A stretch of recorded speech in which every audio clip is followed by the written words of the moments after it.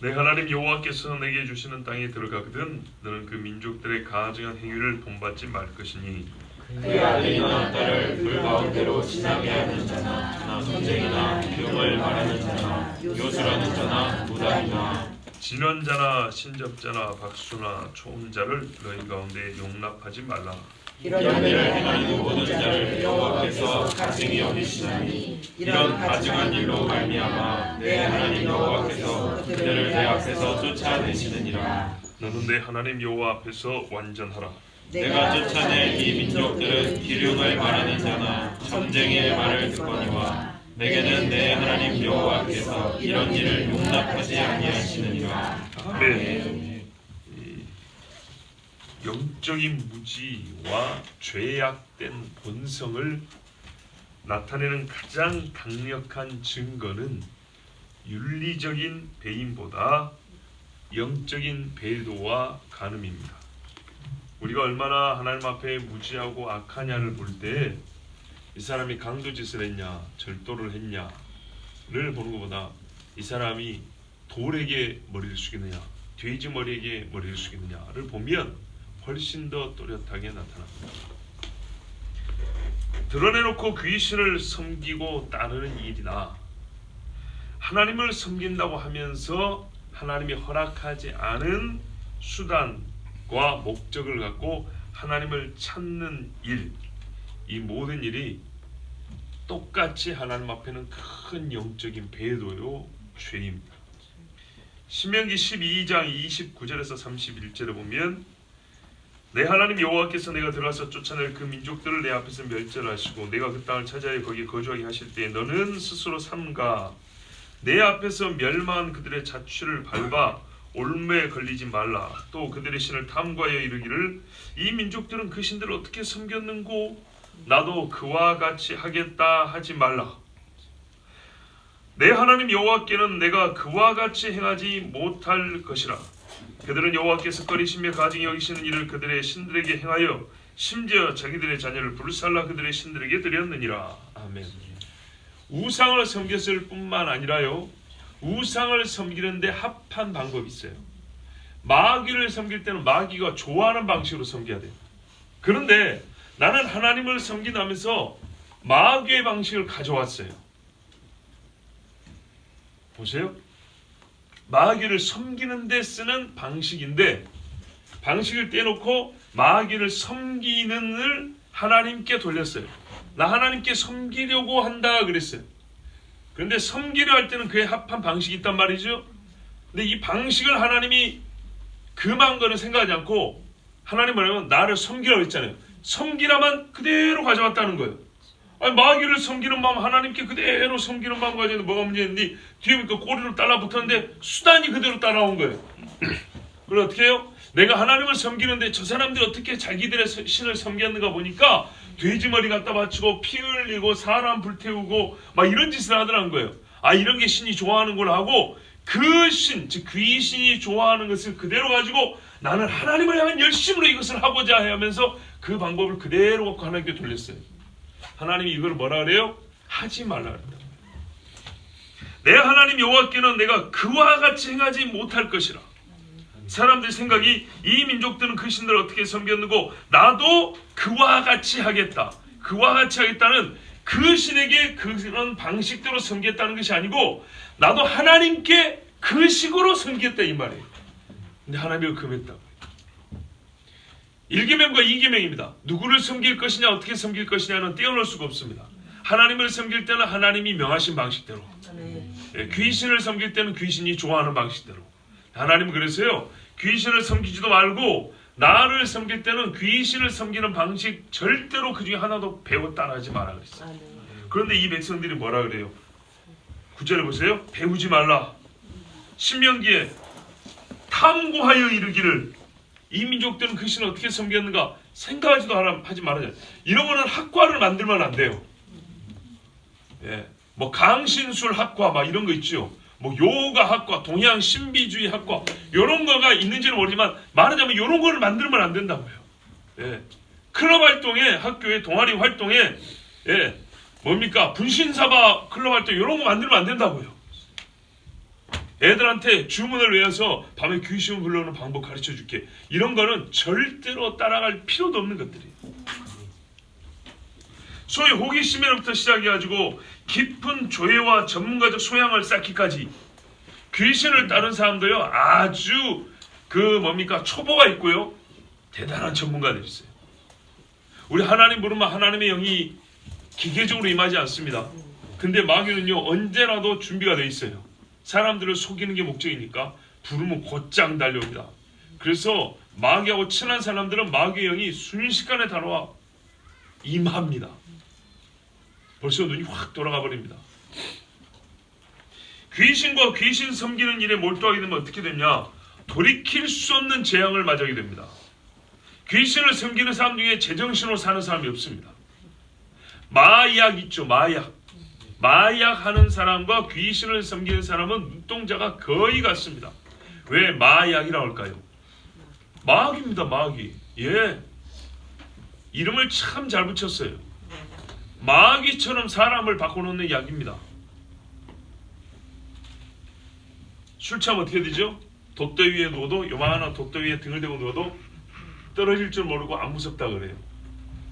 마약을 투여하면요 아픈 줄을 모르죠. 아픈 줄을 모르니까 어떻게 해요? 고통을 이겨낼 수는 있겠지만은 다른 의미에서는요 무서운 것 없이 몸을 함부로 휘두르겠죠. 큰일 납니다. 자, 어떤 나쁜 방식이냐? 가장 악한 것부터 하나님이 가르쳐줍니다. 10절 보세요. 그의 아들이나 딸을 불 가운데로 지난다. 불에 태운다는 겁니다. 제일 무시무시한 겁니다. 하나님이 이를 명한 적이 없습니다. 가나안 사람, 특별히 그 가나안 주변의 모압에서 자라됩니다. 모압왕 그모스 굉장히 좋아합니다. 열왕기하 16장에 보면요 아합의 아들 아하시아한 거 있어요. 여호람. 아하시아 일찍 죽고 동생인가 여호람이 왕이 됐어요. 근데 아직 남쪽에 여호사밧이 살아있어요. 여호사밧은 하나님의 사람이잖아요. 예.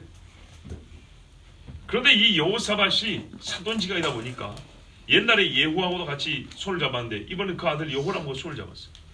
근데 모압이 예후가 죽으니까 나라가 흔들렸을 거 아니 예후란다. 아합이 죽으니까 아합이 굉장히 힘이 있었던 왕이었거든요. 나라가 좀 약해지고 흔들리니까 모압이 이스라엘을 배반한지라고 했어요. 얼마나 모압이 큰 종을 바치냐면 1년에 양 10만 마리 이상의 털을 바쳤어요.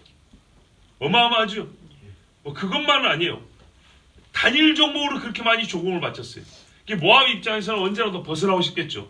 그래서 아합이 죽자마자 모압이 배반해버렸어요. 더 이상 이스라엘을 안 섬겨 이랬단 말이죠. 그때 여호람 왕이 여호사밧을 부릅니다. 우리 저 버릇없는 모압을 칩시다. 그래서 그럽시다 하고 치러 가는데 놀라운 거는 하나님께서 물을 안 줘버려요. 그래서 이 대군들이 전부 다 목말라 죽게 생겼어요. 그래서 하나님께 기도를 합니다. 여호사밧이 그래도 하나님 사람을 했죠. 우리 하나님께 기도합시다. 여호와의 뜻을 물읍시다. 그랬더니 한 선지자가 와서 뭐라 하냐, 도랑을 넓게 파라는 거예요. 그런데 뭐라고 하는지 알아요? 비는 주지 않을 것이다. 이게 뭔 말이에요? 성경이 제가 기억으로 분명히 그래요. 비는 내리지 아니할 것이나 물이 찰 것이다. 도랑을 넓게 파라 그래요. 기가 막힌 일이죠. 비는 안 주는데 어떻게 도랑을 넓게 파는데 물이 찬다는 얘기예요. 땅에서 솟아오게 한다는 얘기죠. 그래서 엄청나게 넓게 팠어요. 군인들 동원해서. 어느 정도로 넓게 팠냐 하면 모압 군대가 그 뒷날 아침에 보니까 없던 강이 생긴 거예요. 예, 생각해요. 지금 비가 안 왔단 말이에요. 마실 물도 없어요. 근데 저쪽은 원정군이니까 마실 물을 들고 와야 되는데 모압은 자기 땅이니까 샘물에 길어 먹으면 될 거 아니에요. 근데 이스라엘과 유다는 군인을 끌고 오니까 물통을 가져가는데 오다가 어디 물을 뜰려는데 아무데도 물이 없는 거예요. 그래서 하나님 우리가 여기서 말라 죽게 생겼습니다. 전쟁도 하기 전에 다 죽게 생겼습니다 할 때 여호사밧 하나님 항상 기도합시다. 선자에게 물어봅시다 했더니 하나님의 응답이 비는 주지 아니할 것이나 물이 가득 찰 것이니 도랑을 넓게 파라 해서 군인들 것을 크게 팠더니 뒷날 아침에 보니까 모압 군인들의 눈이 휘둥그랬죠. 없던 강이 생기면 밤새도록 그 도랑에 물이 차버린 거예요. 그런데요, 아침빛이 이렇게 비치니까 처음 보는 강이니까 매일 봤으면 안 그랬을 건데 처음 보니까 아침빛이 이게 뭘로 보였을까요? 핏물로 보인 거죠. 강이 아니라 자기들끼리 싸워서 피를 얼마나 많이 흘렀는지 피가 흥건하게 대지를 가득 메우고 있는 것처럼 보인 거예요. 원래는 도랑을 파서 물을 채워준 건데 평지에 피가 막 흐르는 것처럼 보인 거예요. 본 적이 없던 물이니까. 아침에 햇빛이 옆으로 이렇게 샥 빨갛게 보이니까 모압 사람들이 야, 이스라엘과 유다가 간만에 손잡더니 결국 그렇지 뭐 하면서 지그들끼리 싸웠구나 하고 좋다, 우리는 약탈이나 하러 가자. 그러다 어떻게 했어요? 그렇죠. 이스라엘과 유다한테 대판 깨졌습니다. 속았지. 이스라엘은 그 덕에 물 마시고, 그리고 이제 모압을 치고 오는데 모압이 죽게 생겼어요. 그러자 모압 왕이 포위당했을 때 죽게 되자 700명의 특별 기동대를 모아가지고 포위망을 뚫고 나갔어요. 나갔는데 결국에는 함락되게 생겼어요. 모압성이. 그래서 어떻게 했냐? 아들이 여럿이 있지만 그 중에 다음 왕이 될 사람, 우리 한국식으로 세자죠, 세자. 그 아이를 성벽에다 놓고 번제를 드려버립니다. 자기 대신에. 번제는 놓고 화형이 아닙니다. 목을 따고 피를 내고 창자를 걸어내고 그 석쇠, 큰 석쇠 있죠? 거기다가 사람 몸을 쪼개갖고 올려놓은 겁니다. 이게 번제입니다. 그냥 불로 태운 게 화형이죠. 이 모습을 보고 기가 차죠. 이스라엘과 유다가 아이고 됐다 그러고 갑니다. 그리고 모압 사람들에게는 이제 사람의 이 심리적인 게 중요하잖아요. 이스라엘에 향한 경노가 일어납니다. 어쨌든 자기들 세자가 죽었잖아요. 옛날에 백제하고 신라하고 싸울 때 그런 거 있잖아요. 예, 신라의 그 화랑이 가가지고 죽어서 나오고 이라고 사기를 북돋은 것처럼. 자, 요래 가지고 말이죠. 모압이 사람 인신 제사를 드리는데 왕이 자기 아들을 바치기까지, 이 무지막지한 거, 전쟁을 종식시킬 수 있을 정도로 강한 충격을 주는, 영적 충격을 주는 게 사람을 바치는 겁니다. 근데 이것을 누가 배웠냐? 배우지 말까? 아하스가 배웁니다. 아하스가 히스기야의 아버지인가? 그래요. 이 악한 사람이 인신 제사를 그대로 배워갖고 합니다. 하지 말라는 걸 했어요. 그래서 하나님이 벌을 내리죠. 어떤 사람들은요, 점쟁이나 무당에 물을 갑니다. 얼마 전에도 말씀드렸죠. 회심한 전직 무당이 하는 말이 고객의 20%는 예수쟁이였다. 예. 여러분, 전 보러 가는 사람 있으면 꼭 얘기해 주세요. 우리가 할 말을 입에 담기 뭐 이렇게 준비하기 어려우면 성경 말씀 그대로 암송해서 들려주면 됩니다. 이사야 8장 19절에서 20절에 어떤 사람이 너에게 말하기를 주절거리며 속살거리는 신접한 자와 마술사에게 물으라 하거든 백성이 자기 하나님께 구할 것이 아니냐 산 자를 위하여 죽은 자에게 구하겠느냐 하라. 그렇죠. 아니, 살아있는 사람을 위하여 죽은 자에게 물어가겠습니까? 마땅히 율법과 증거의 말씀을 따를지니 그들이 말하는 바가 이 말씀에 맞지 아니하면 그들이 정녕 아침 빛을 보지 못하고 이 땅으로 헤매며 곤고하며 굶주릴 것이라. 그가 굶주릴 때 격분하여 자기의 왕과 자기 하나님을 저주할 것이며 위를 쳐다보거나 땅을 굽어보아도 환난과 흑암과 고통의 흑암뿐이리니 그들이 심한 흑암 가운데로 쫓겨 들어가리라. 아멘. 아멘. 그렇게 말하세요. 산자를 위하여 죽은 자에게 구하겠느냐 이 바보야. 이렇게 말한 다음에 뭐라 그러냐? 그 말이 아무리 네 듣기에 좋아도 마땅히 하나님의 율법과 증거의 말씀과 맞지 아니하면 그 말을 따를 바가 아니다. 꼭 이렇게 가르쳐주는. 그렇지 않냐고 네가 그 말을 따르면 흑암 중에 너는 죽으리라. 이렇게 말해야 합니다. 11절에 보십시오. 진언자나 신접자나 박수나 초혼자나 비슷한 사람들이죠. 예, 비슷하지만요 10절에 비해서는 11절에 기록된 요런 류의 사람들이 영들에게 조금 더 가까운 사람들입니다. 제가 뭐 약간 비유적인 표현을 쓰자면 마치 지옥을 자주 출장 다니면서 비즈니스 하는 사람 같은, 지옥문에 좀 더 가까이에 있어서 마귀들의 소리를 가까이 듣는 사람들입니다. 이 사람들이 있는 땅은 저주받은 땅입니다. 우리가 과거에 저희가 어릴 때 자주 들은 이야기인데 무당들이 많고 점쟁이가 많은 동네는 발전이 안 된다 그랬어요. 근데 그 말이 맞더라고요. 저 같은 경우는 촌에 살아가지고 잘 모르잖아요. 시내로 학교를 나와보니까 맞아요. 골목이 있어요. 무당 골목이. 점쟁이들 골목에 거기는 뭐 발전한 데서 다 좋다는 건 아닌데 어둡고 더럽고 음침하기에 이를 데가 없어요. 제일 늦어요, 발전도. 예. 우리 동네도 여기 근처에 있죠. 유명한 고기 하나 있잖아요. 가보세요. 거짓말인가. 다른 데에 비하여 안 좋습니다. 음침하고 참 이 분위기가 안 좋습니다. 이런 사람들이 과연 여러분 요 신접자, 박수나 초원자, 혼을 부른 사람들이에요. 이런 사람들이 과연 순진한 사람이 그 앞에 와서 뭘 물어보면 순진한 채로 살게 할까요? 정직한 사람들이 만약에 이런 사람들을 자주 찾은 다음에 몇 달 후에 보면 그 정직한 사람의 눈에서 여러분 정직을 그대로 찾아낼 수 있을 거라고 생각하십니까? 거룩함과 순결을 사모했던 사람들이 이 사람들의 말을 들으면 과연 하나님의 말씀을 들으려고나 할까요?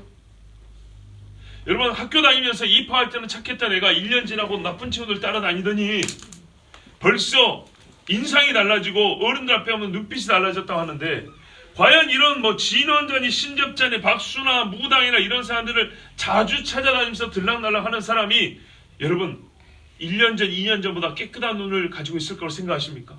절대로 그렇게 안 됩니다. 있던 평안도 사라지고 두려움과 매스컴과 악취나는 삶을 살게 됩니다.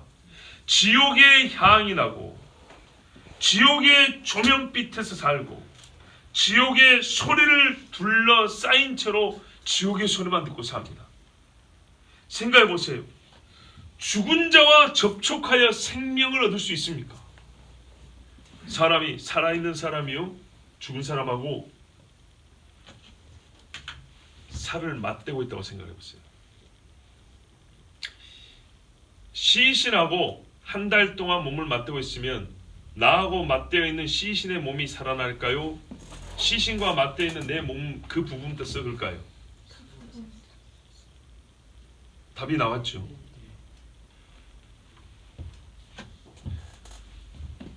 죽은 자와 접촉하면서 생명을 얻겠다고 하는 것은 세상의 어리석은 짓입니다. 이 모든 말씀이 보면은 하나님의 뜻을 분별하는 가장 적절하고도 수용 가능한 방식 그 맥락에서 주어졌다는 것을 우리가 기억할 필요가 있습니다. 15절에 보세요. 선지자 이야기 나오죠. 그죠? 선지자 중에 최고의 선지자 메시아를 15절에서 예언하고 있습니다. 그 뒤에 참 선지자와 가짜 선지자를 가르쳐주고 있습니다. 여호와의 이름으로 말하지 않는 자에게는 처음부터 물을 일이 아니오고 여호와의 이름으로 말한다 할지라도 그 말이 의하는지를 사실로 확인되는지를 꼭 확인해봐라. 그게 꼭 사실인지 확인해봐라. 이렇게 말씀하고 있습니다. 즉 하나님을 섬기는 것과 하나님으로부터 오는 말씀을 듣는 가장 적절한 하나님이 정한 길이 있고 방식이 있어요. 우리는 이 두 가지를 함께 알아야 됩니다. 절대로 하나님을 섬기지 않는 사람들의 말을 따를 것도 아니고 하나님을 섬긴다고 하지만 하나님의 기록된 말씀과 어긋나는 말을 따를 것도 아니고 그리고 직접적으로 하나님의 음성을 들었다고 하지만 그 말이 자시라면 응함이 있어야 된다 그랬어요. 이렇게 우리가 하나님 앞에 신앙생활하고 하나님과 동행함에 있어서 하나님은 검증과 확인의 방법을 참 많이 가르쳐 주십니다. 근데 1차적으로 뭐예요? 절대로 검증이고 뭐고 할 필요가 없는 것들. 이거는 눈에 바로 띄는 거예요. 아니 깃발 딱 꽂아놨는데 그게 십자가인지 아닌지 무슨 확인할 필요가 있어요. 깃발이지 그냥. 예, 대나무에 딱 깃발 하나 달아놨는데 그게 어디 성경이 어디 있어요 거기에. 그런 거는 아예 쳐다볼 필요 없어요. 내가 가까이 가서 연구해버리라. 하지 마십시오. 그건 시간 낭비입니다. 전도하려면 들어가도 돼요. 근데 여러분 웬만해가지고는 안 가는 게 좋습니다. 12절 보십시오. 이런 일을 행하는 자는 모두 여호와께 가증하다 그랬습니다. 가증하다 뭐죠? 더럽다. 더럽다. 레위기 18장 24절 25절에 너희는 이 모든 일로 스스로 더럽히지 말라. 내가 너희 앞에서 쫓아내는 족속들이 이 모든 일로 말미암아 더러워졌고 그 땅도 더러워졌으므로 내가 그 악으로 말미암아 벌하고 그 땅도 스스로 그 주민을 토하여 내느니라. 아멘. 이 앞에 기록된 이 모든 일 행하는 것을 하나님이 가증히 여긴다 했습니다. 가증히 여기면 쫓아내죠. 보세요. 하나님이 소극적으로 안 받는 것만이 아니에요. 하나님께서 최대한 멀리 던져버립니다. 더러운 것은 여호와께 합당하지 아니하기 때문에 한 조각 한 치라도 받아들여지지 않습니다. 그래서 가나안이 그 땅에서 보세요. 이름이 가나안이고 땅이 그래서 가나안 땅이에요. 최초에 산 사람의 이름을 따르는 거예요. 그죠? 가나안 족속이 거기 먼저 살았어요. 그런데 원주민인 가나안이 토해졌다고. 하나님이 그들을 쫓아냈어요. 그리고 이스라엘을 이름을 바꿔서 약속의 땅이라 하고 그 안에 들어가게 하셨어요. 우리가 하나님께 드리는 것 중에 더러운 것과 깨끗한 것이 섞여 있을 때 하나님이 받으실까요?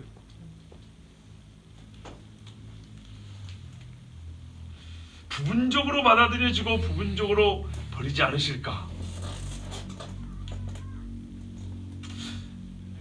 솔직히 은혜롭고 자비로우신 우리 하나님께서 부분이라도 좀 받아주시기를 바라는 마음 저도 있어요. 꼭 그럴 것 같아요. 그럴 것 같아요. 왜 이런 생각을 하냐면 성경에 보면 단체로 하나님께 드린 것들이 있어요. 단체로. 그럴 때 그 단체 수천 명 내지는 수만 명의 마음이 다 똑같지는 않을 거라고요. 그런데 하나님이 단체로 다 받을 때가 있어요. 이제 그런 경우를 생각하면 내가 그러니까 이게 연약함으로 인하여 조금 믿음이 그러니까요 큰 믿음이 아니라 작은 믿음. 작은 믿음으로 인하여 드리는 것은 하나님이 조금이라도 받아주실 것 같다는 생각이 있긴 있어요. 그런데요 믿음이 아닌 것, 믿음이 아닌 것은 하나님 절대 안 받습니다. 자, 구분하셔야 돼요. 믿음인데 큰 믿음과 온전한 믿음이 있고 작은 믿음들이 있어요. 작은 믿음으로 드리는 것은 하나님께서 작은 믿음만큼 저는 받으신다고 생각을 해요. 여러분 봐보세요. 천국 갈 때 우리 믿음 다 똑같습니까? 아니죠. 어떤 사람은 큰 믿음으로 천국 갑니다. 어떤 사람은요 밤톨만한 믿음으로 갑니다. 밤톨만한 믿음인데 영원히 구원을 받아요. 영원히 구원을 받는데 그 사람의 무엇인가의 섬김이나 물질의 일부가 안 받아들여질 것이 뭐가 있어요? 그 사람의 영혼을 하나님이 받아서 영원히 살게 하시는데, 그래서 이 구분이 필요한데요. 작은 믿음일 경우에 하나님이 그 작은 믿음 분량 정도를 받으신다. 저는 일단 그렇게 생각합니다. 왜냐? 아까 예를 든 것처럼 하나님이 전체를 다 받으신다고 할 때 그 전체에 속한 각 사람의 영혼들이 갖고 있는 믿음이 다 똑같지는 않은데 하나님 그걸 받으셨을 때 그 작은 자는 작은 만큼 하나님이 받으셨구나라고 생각할 수 있기 때문입니다. 자, 그렇지만 가증한 것은 절대로 안 받습니다. 하나님께서는요, 그러면 작은 믿음을 가진 사람에게 어떻게 하실까요? 온전한 믿음을 갖게 하시겠죠. 온전한 믿음을 갖게 합니다. 13절을 보세요. 너는 내 하나님 여호와 앞에서 완전하라. 예. 하나님이 이 말씀을 아브라함에게 주셨습니다.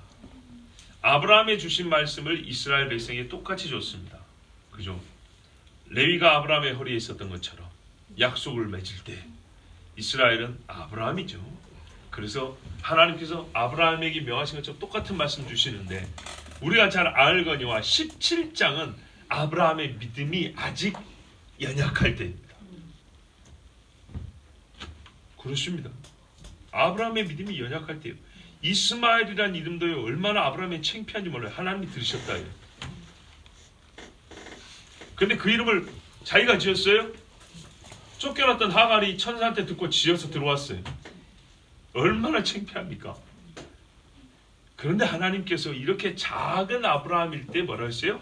너는 내 앞에서 행위 완전하라 그랬어요. 근데 그걸 이삭이 똑같이 주셨어요.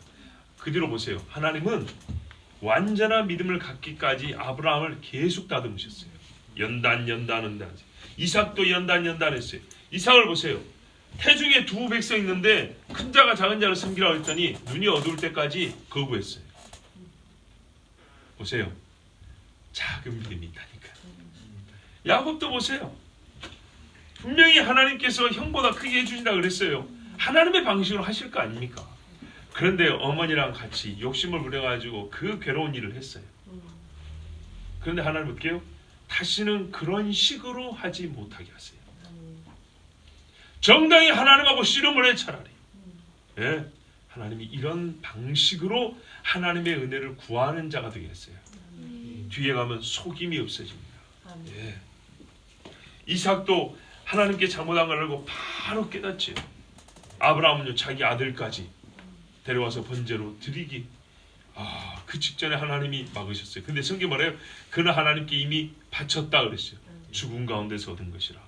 자, 이렇게 하나님이 다듬어 하신다고요. 끊임없이 아브라함과 이삭과 야곱에게 있는 불완전한 것을 제거하시는 일을 하셨던 하나님. 그렇다면 우리가 작은 믿음을 부분적으로 하나님이 그래도 받으시니까 만족할 것이 아니오. 완전하고 온전한 믿음을 주님 앞에 보이기까지. 아멘. 하나님께서 믿음의 사람들 그렇게 연단하시고 다듬으셨던 것처럼 우리도 그렇게 정련될 때 감사히 여기하겠습니다. 아멘. 그리고 그렇게 하시는 것을 13절이 증명을 합니다. 완전하라 그랬어요. 이 한마디 말씀을 기억하면 됩니다. 그래요. 사실 여러분 13절 한마디면 이 긴 말씀들이 다 필요 없다고 볼 수도 있어요. 완전에는 믿음의 대상뿐만 아니라 숨기는 믿음의 방식도 있으니까. 이게 바로 계명의 집약입니다. 계명의 집약. 하나님을 사랑하고 이웃을 사랑하라 했지 않습니까? 이거를 완성도로 말하면 너는 하나님 앞에 행위 완전하라. 이 안에 들어있다고 볼 수 있겠습니다. 인간의 어떤 가장 성장할 수 있는 행위의 완성체를 말할 때 하나님 사랑, 이웃 사랑을 할 것인데 그래서 하나님께서 우리 보고 완전하라 했어요. 이 말씀이 모든 계명이 또한 행위 차원에서 집약되어 있다는 것을 아셔야 되겠습니다. 이게 계명의 전체 정신을 모으면은 하나님을 사랑하고 이웃을 사랑하는데 행위로 나타나는 실천사항으로서 행동으로 나타날 때 그것을 완전함으로 이렇게 하나로 이렇게 지배하면 너는 하나님 앞에 행위를 완전하게 하라. 이렇게 말할 수 있겠습니다. 자, 14절 보세요. 아직 안 끝났네요. 내가 쫓아낼 이 민족들은 길흉을 말하는 자나 전쟁의 말을 듣거니와 내게는 내 하나님 여호와께서 이런 일을 용납하지 아니하시느니라. 아멘. 자, 우리 이렇게 한번 생각해 보죠. 내 손에 의해서 쫓겨난 사람들이 있는데 그 사람들은 신접자들, 박수들, 무당들, 불에 자기 자식을 태워서 자기 신에게 바치는 자들, 점쟁이들, 이런 사람들이 엄청나게 많았어. 근데 그 사람들이 다 우리 민족에게 의해서 죽임을 당하고 쫓겨났어 하면서 자랑스럽게 말하는 사람이, 그러니까 이런 역사를 갖고 이 역사를 자랑하는 사람이 그들과 똑같은 일을 한답니다. 세상에 듣는 입장에서는 당신은 참 어리석은 사람이라고 말하지 않겠습니까? 그렇죠?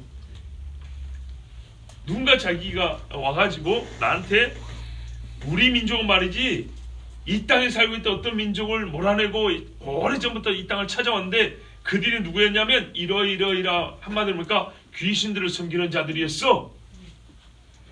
그들이 우리 손에 쫓겨났단 말이야. 이렇게 역사를 가지고 있어요. 이런 역사를 가지고 있어요. 그리고 이 역사를 자랑스러워해요. 그런데 지금 똑같이 그 일을 하고 있어요. 그러면은 뭔 말이죠? 곧 있으면 자기도 쫓겨난다는 예언이죠.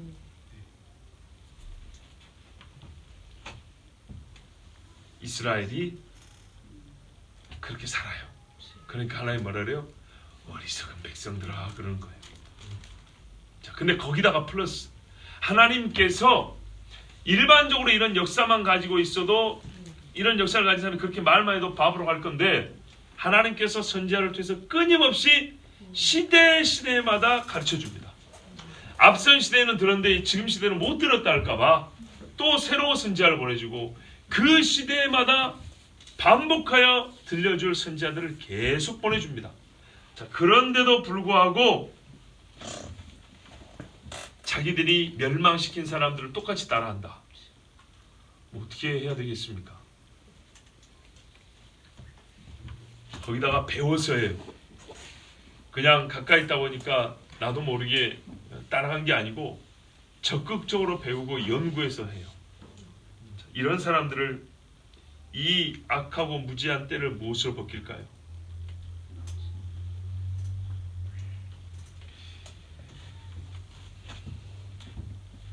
그래서 하나님이 그 땅에서 쫓아냈습니다.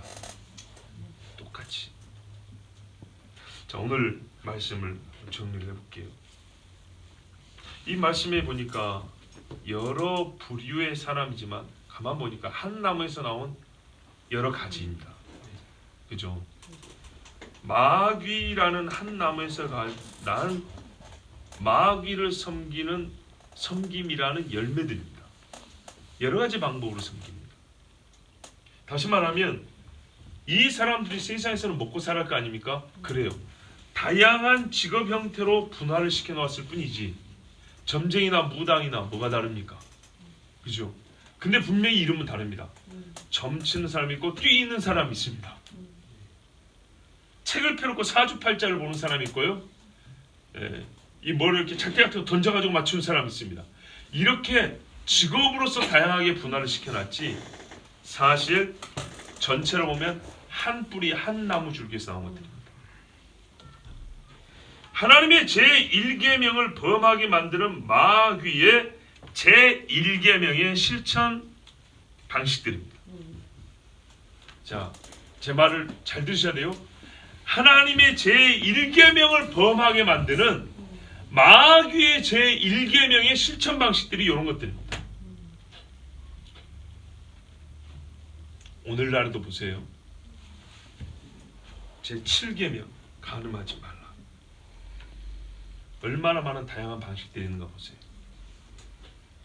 유부남과 유부녀가 동침하는 소위 정통적이고 고전적인 간음 외에 수천 가지 간음죄의 유형이 있다는 것을 우리는 알고 있습니다. 맞죠? 간음이라는 한 뿌리에서 나온 거예요. 더 들어가면 마귀에서 나온 거예요. 이 말씀에 기록된 이 많은 일들을 보면 다 어디서 나요? 마귀에서 나온 거예요. 마귀를 섬기면서 나온 거예요. 자, 하나님, 마귀, 하나님의 일계명, 마귀의 일계명. 하나님의 일계명을 지키는 여러 방식들. 진설병, 성막, 절기, 이렇게 신접자, 초혼자, 무당. 마귀가 이 많은 죄악들을 저지르게 하는데요. 이 세대는 이 악한 죄를 짓는데 타락한 윤리의식의 지원 사격을 받고 하나님의 말씀을 버리고 후퇴한 용사들이 머물던 고지를 마귀가 차지해서 성을 쌓고 믿음의 사람들을 공격하고 있습니다. 계명들을 무너뜨리고 있습니다. 그런데 기껏 양심 있는 몇 사람의 외침으로 다시 마귀 계명을 버리고 마귀의 성을 무너뜨리고 하나님의 계명을 지키는 하나님의 계명으로 성벽을 쌓은 하나님의 형상이라는 성을 다시 구축할 수 있을까요? 몇 사람의 양심 있는 소리 정도로 불가능합니다.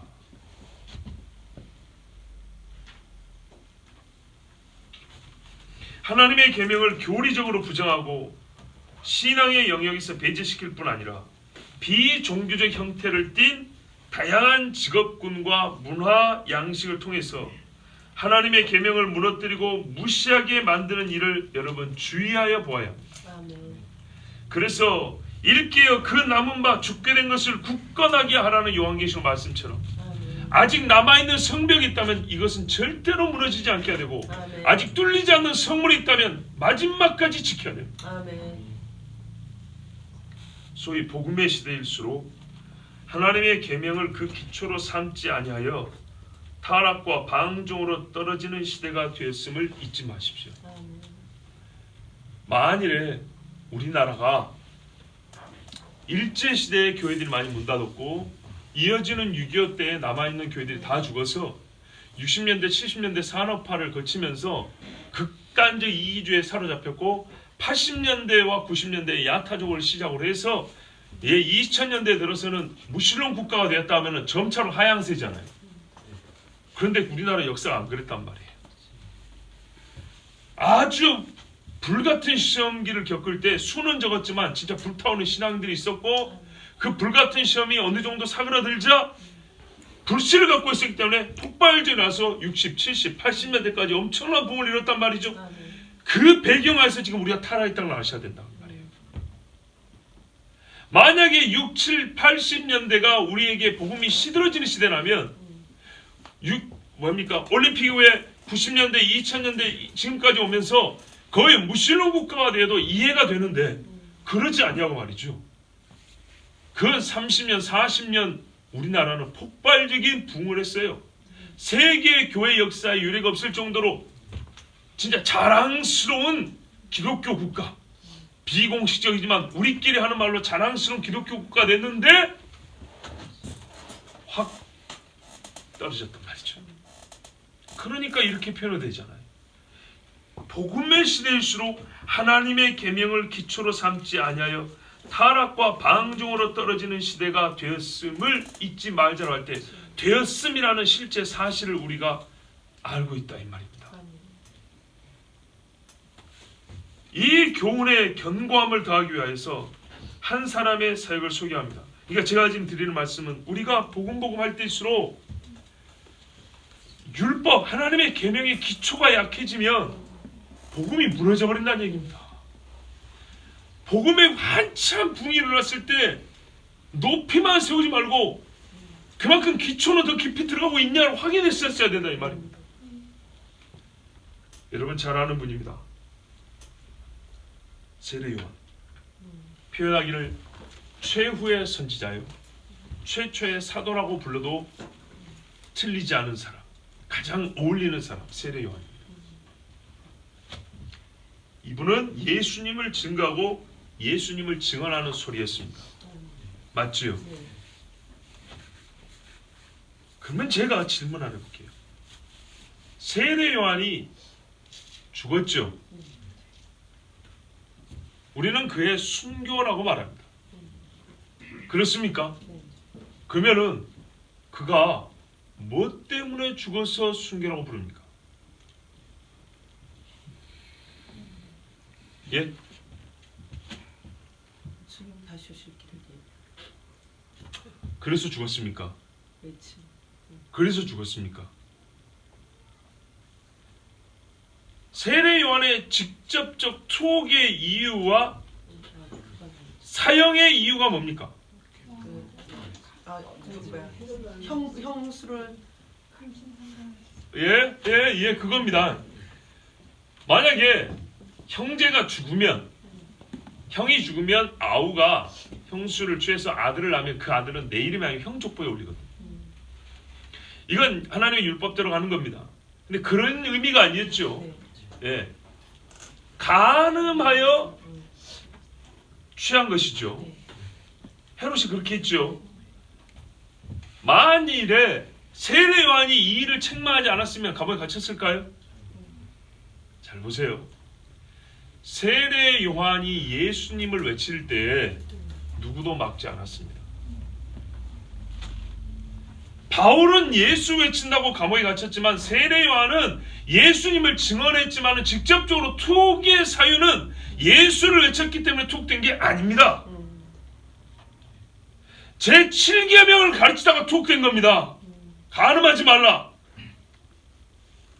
맞습니까? 네. 세례 요한이 미워서 저 사람 목을 잘라오라고 시킨 그 여자는 세례 요한이 예수해서 저거 미워 죽겠다. 나는 예수 믿기 싫은데 이참에 잘됐다. 목을 베어버리자. 그랬습니까? 아닙니다. 자기의 간음죄를 지적하는 유일한 입 바른 소리를 하는 사람이었기 때문에 그 입을 다물게 하려고 죽여버린 겁니다. 그럼 엄밀히 말하면 여러분 잘 보세요. 여러분이 이미 전제한 사실이에요. 순교라 그랬어요. 나는 순직이라도 될 것 같은데 여러분 순교라고 여러분 입으로 말했어요. 그러면 무엇을 위하여 죽었기 때문에 순교라고 할 때 우리는 그냥 미안합니다. 여러분 무시하는 게 아니에요. 그냥 덮어놓고 예수 증언하다가 죽었으니까 순교했지만은 직접적 사유는 예수 증언하다 죽은 게 아니란 말입니다. 사도들처럼 예수 증언했다고 감옥에 넣거나 매를 때린 것이 아니었고 그가 율법을 가르친 것 때문에 그는 투옥됐고 죽임을 당했습니다. 그의 외침은 사도적이었으나 그의 죽음은 선지자적이었어요.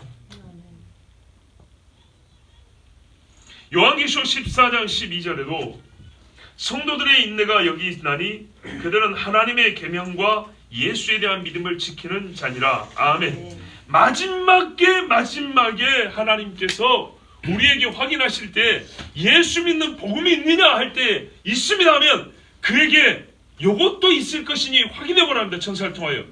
그의 속에는 우상을 섬기지 말라는 계명도 찾아질 것이다. 아멘. 그의 속에는 부모를 공경하라도 찾으면 아마 나올 것이다. 아멘. 그의 옷가지 속에는 순결이라는 보석도 나올 것이다. 아멘. 거짓말하지 않고 비방하지 않고 거짓 증언하지 않고 탐욕이 없다라는 깨끗한 증표도 그는 갖고 있을 것이다. 천사활동에서 우리 몸을 찾아보니까 있는 거예요. 우리 몸 구석구석에 하나님의 율법이 박혀져 보석이 받쳐져 있는 거예요. 요한계시록 12장과 14장에 두 번에 걸쳐서 하나님의 계명을 말합니다. 적그리스도가 하나님의 계명을 가진 자들을 죽이려고 찾아갔다 그랬습니다. 여러분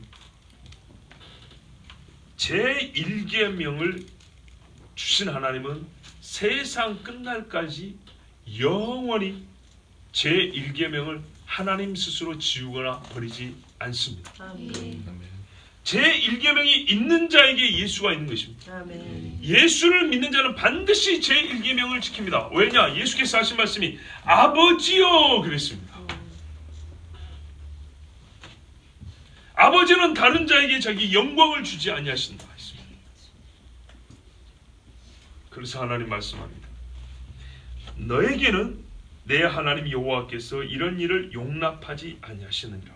아멘. 용납하지 아니한다는 말은 한 번이라도 이런 죄를 짓지 않기를 원한다가 아니라 명하는 겁니다. 아멘. 만약에 한 번이라도 이런 죄를 지으면 이 죄에 있어서만큼은 여러분 죽지 않을 만큼 맞을까 하고를 하셔야 돼요. 어리석게도 내가 1년 전에 점을 쳤는데 1년 후에 몸이 아프면 까먹죠? 아니요. 생각할 지혜가 있기를 바랍니다. 아멘. 이렇게 하나님께서 단호하게 하신 말씀은 반드시 1회 1차씩 매를 때립니다. 기억하세요. 무다에 한번 찾아가 보세요. 어떤 이들은 정말 용기가 있어서 실험적으로 한번 해볼지 모르는데 그러실 분 있으면 가보세요. 만약에 당신이 하나님의 사람인데 무다에 가서 내가 돈을 주고 점을 치고 뭘 물어보고 왔다. 그 뒷날부터 발 편히 뻗고 잘 생각을 하지 마세요. 하나님께서 말씀하지 않습니까? 가증하다 그랬다고요. 그리고 율법이라고 돌로 쳐 죽여버리라 그랬어요. 우리에게 하나님이 은혜롭게 우리를 용서하신다면 돌에 맞아 죽진 않지만 죽을 근처까지 갈 정도로 하나님 앞에 매를 맞습니다. 금송아지 1회 1차에 하나님이 3,000명을 죽여버렸어요. 바알볼에 가서 바알에게 엎드린 그날 하루에 23,000명을 죽여버렸어요. 꼭 기억하세요. 이런 더러운 일은 1회 1차입니다. 그런데 그 기회를 하나님이 2번이라도 허락하실지 3번이라도 봐주실지 모릅니다. 1회 1차에 하나님이 당장에 그 영혼을 걷어버릴 수도 있습니다. 절대로 해서는 안 됩니다. 아멘. 절대로. 이스라엘은 세상 사람과 다른 도덕적 기준을 가진 사람들이 아닙니다. 고작 세상과 다른 도덕 기준을 가지려고 하나님이 율법을 주신 게 아닙니다. 이스라엘은 세상 사람들보다 더 높은 영적 기준을 가진 사람들이 합니다. 아멘. 하나님의 계명 안에 있는 윤리성이라는 것은 거룩한 영적 성질로부터 나오는 열매입니다. 아멘. 하나님은 윤리를 목표로 하여서 계명을 준 것이 아니라 거룩을 목적으로 계명을 준 겁니다. 거룩하기 때문에 당연히 그 행위에서는 뭐가 나와요? 세상 그 누구보다도 윤리적으로 바른 행실이 나오는 겁니다. 아멘. 그러므로 우리 그리스도인은 어떻습니까? 성령이 우리의 몸을 전으로 삼았다 했습니다. 아멘. 우리는 이렇게 생각합니다. 성령이 아니 우리 몸이 성령이 전하니까 우리가 성령을 닮은 하나로 생각하는데 왜 그쪽 방향에서만 생각하는지 모르겠어요. 내가 집 안에 들어가면 집이 나를 품고 있어서 따뜻하죠. 그런데요, 집 주인으로 보면 어떻게 하죠? 그 넓은 집을 내가 다스리는 겁니다. 너희가 성령에 관한 전인 줄 알지 못하냐 할 때 고작 우리가 소극적으로 보는 거예요. 내 안에 성령이 계시지 나는 성령을 담고 있는 집과 같지 그릇이지. 그러니까요 소극적 거룩함이 나와요. 근데 그것이 아니고요. 내가 하나님의 집이란 말은 집은 인격이 아니죠. 사람을 비인격으로 본다는 게 아니라 상대적으로 주인이 인격적이고 권한을 갖고 있죠. 집을 다스리는 겁니다.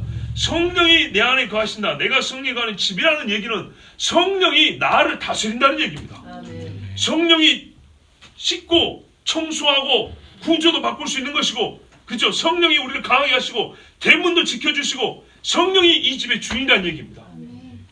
고작 성령을 품으라고 주신 말씀이 아니라 성령이 나를 다스린다는 것을 말씀하시려고 성령에 관한 전이라고 우리를 말씀해 준 겁니다. 아멘. 성령이 다스리면 얼마나 거룩해지냐? 성전을 표현합니다. 아멘. 성령이 가는 집이다 정도가 아니라 성령이 가는 성전이다 이렇게 말했습니다. 예, 그리스도에는요 성령의 기준으로 물을 자를 선택하고 아멘. 성령의 명령에 따라서 할 일을 결정합니다. 아멘. 이스라엘이 윤리적 고향이 아니라 거룩한 영적 기준으로서 율법을 받았다면, 더하여 성령이 우리를 다스리는 집주인이시라면 우리 집인 나는 과거의 이스라엘보다 더하여서 거룩한 행실과 언어로서 또한 거룩한 뜻으로서 하나님의 말씀을 따라 사는 것이 옳습니다. 아멘. 이리 우리 모두의 있기를 축복합니다. 아멘. 우리 같이 기도합니다.